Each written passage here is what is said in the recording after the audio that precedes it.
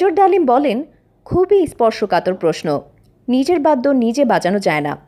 প্রথম কথা, 15ই আগস্ট কোনো বিচ্ছিন্ন ঘটনা না, এটার সূত্রপাত হয় মুক্তিযুদ্ধ চলাকালীন অবস্থায়। আমরা বুঝতে পেরেছিলাম বাংলাদেশের মুক্তিযুদ্ধটা কাদের ইন্টারেস্টে হচ্ছে।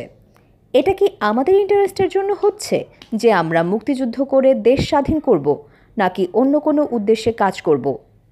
তিনি বলেন, শেখ মুজিব তার জুলুমের মাত্রা এতটাই তীব্র করেছিল, স্বৈরাচারী আচরণের মতো, যে তখন মানুষ রবের কাছে মুক্তি চাচ্ছিল তার জুলুমের অবসানের জন্য। মেজর ডালিম বলেন, মুজিব তো মারা যায়নি, মুজিব একটি সেনা অভ্যুত্থানে নিহত হয়েছেন। হাসনাত আবদুল্লাহকে কড়া হুঁশিয়ারি দিলেন বিনিয়ামিন। বৈষম্য বিরোধী ছাত্র আন্দোলনের আহ্বায়ক হাসনাত আবদুল্লাহকে উদ্দেশ্য করে কড়া হুঁশিয়ারি দিয়েছেন ছাত্র অধিকার পরিষদের সভাপতি বিনিয়ামিন মোল্লা। তিনি বলেন, হাসনাত আবদুল্লাহ জানেন না আন্দোলন কিভাবে চলেছে এবং কিভাবে এটি পরিচালিত হচ্ছে। তিনি বলেন, আন্দোলন কিভাবে চলেছে সেটা জানে ছাত্র অধিকার পরিষদ, শিবির, ছাত্রদল, ফেডারেশন, ইউনিয়ন সহ যারা রাজনৈতিক শক্তিগুলো। বৈষম্য বিরোধী ছাত্র আন্দোলনের সেই সব নেতৃবৃন্দ যারা ডিজিএফআই এর কাছে মাথা নত করেনি, আমি তাদেরকে স্যালুট জানাই।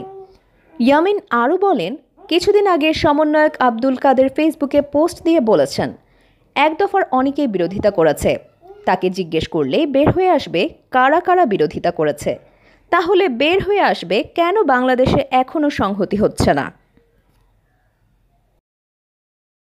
তারকা গায়কের দ্বিতীয় স্ত্রীর পুরনো প্রেম নিয়ে যখন নানা আলোচনা সমালোচনা, ঠিক তখনই সংবাদ মাধ্যম বাংলাদেশ প্রতিদিনের সঙ্গে এ ব্যাপারে খোলামেলা কথা বলেন রোজা আহমেদের সাবেক প্রেমিক। তিনি জানান, 2016 সাল থেকে প্রেমের সম্পর্কে ছিলেন তারা। রোজা আহমেদের সাবেক প্রেমিক বলেন, কিছু ঘটে কিছু রটে। 9 বছরের সম্পর্ক ছিল, 2016 সাল থেকে সম্পর্ক ছিল আমাদের। গতকাল শনিবার পর্যন্ত বিষয়টি জানতাম না আমি।